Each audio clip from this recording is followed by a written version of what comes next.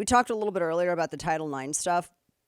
And just to recap, it wasn't legislation. The Biden administration just, had another edict where they essentially nullified, well, not essentially, they nullified Title IX because they decided to incorporate all of this, alphabet plus stuff into it. And by redefining sex as, gender as basically a social construct.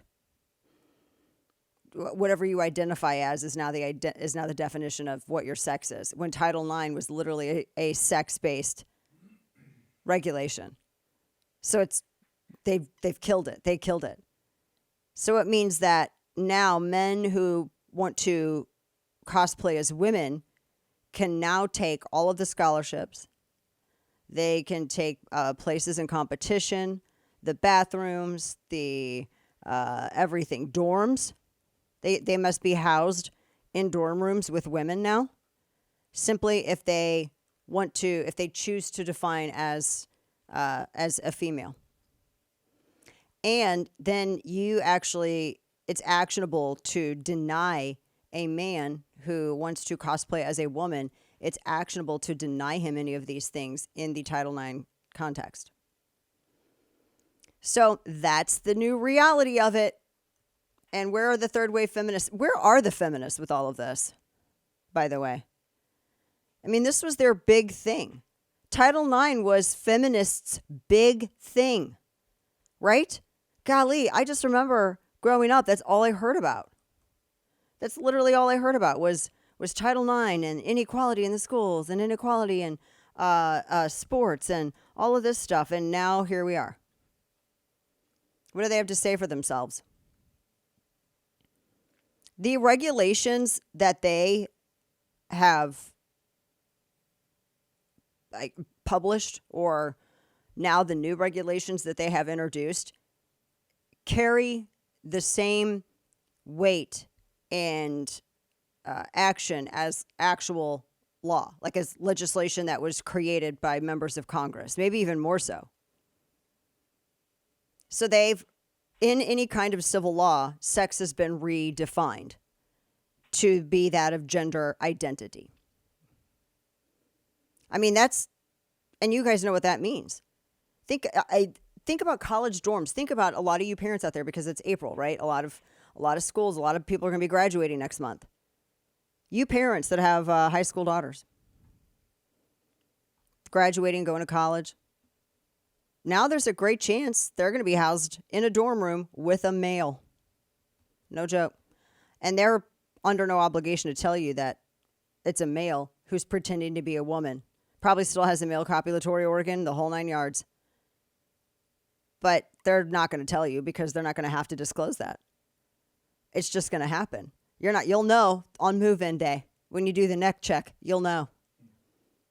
And your daughter's going to have to sleep in a room with someone who is still attracted to women, has a penis, but tucks it and pretends to be a chick.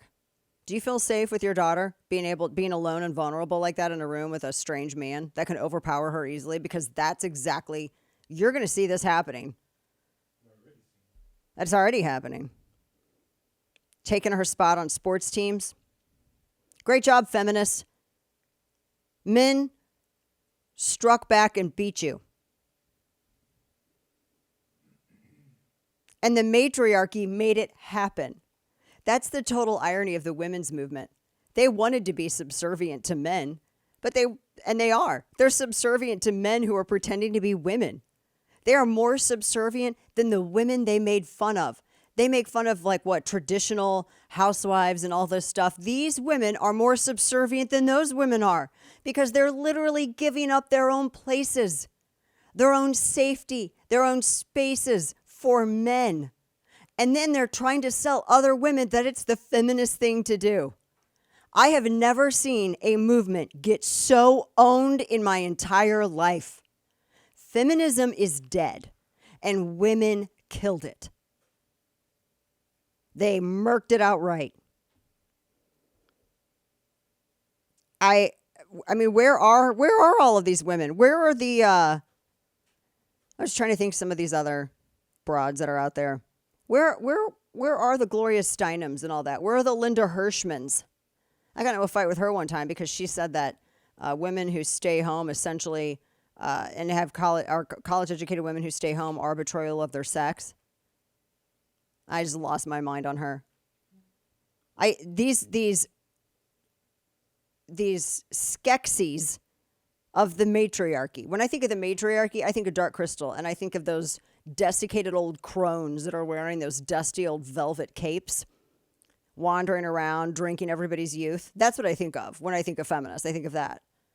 And I think of the Linda Hirschmans, and I think of the Gloria Steinems, and I think all of these desiccated old crones that circle up like birds of prey, and they march around the youth of women, and they exploit their naivete and everything else. They create this cottage industry, and then they sell out women that they claim to help. I mean, they really are the original pimps. Think about it. These old feminists are the original pimps. They pimped out the next generation of women like this, and now you can see what it's wrought. There is no put down that is good enough for these women. They convinced women that they needed to get out of the house and go back into the fields to work after women fought for ages to get out of the fields so that they can raise their own children. They set women back by who knows how long. And now, after they told everyone that you needed Title IX, women need Title IX, now barely a peep. Yeah, feminism is dead, and these broads killed it. So now gender identity is part of Title IX, and biological males, they have full claim over women's rights. This is the most ironic thing I've ever seen in my life. And of course, the overhaul apparently was influenced by non-binary and transgender activists who were threatening to commit suicide if they weren't granted access to the same facilities that align with their chosen gender. Just asinine. And by the way, this isn't just related to college. So you understand, Title IX, literally affects everything, even down to daycare. Any kind of any educational program at all is affected by this. Everything. This has nothing to do with just college, and it has nothing to even do with just high school. This goes all the way down to daycare. So when you hear that activists are not coming for your kids, it's an absolute lie. They are. And this is,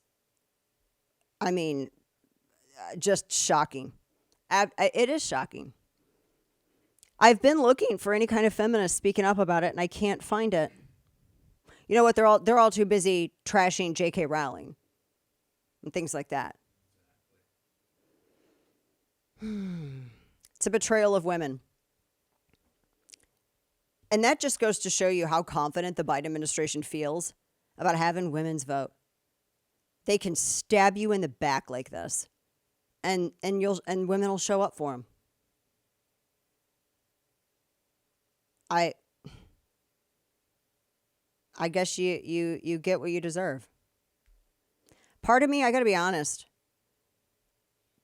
part of me doesn't feel bad for these women at all because they created this mess.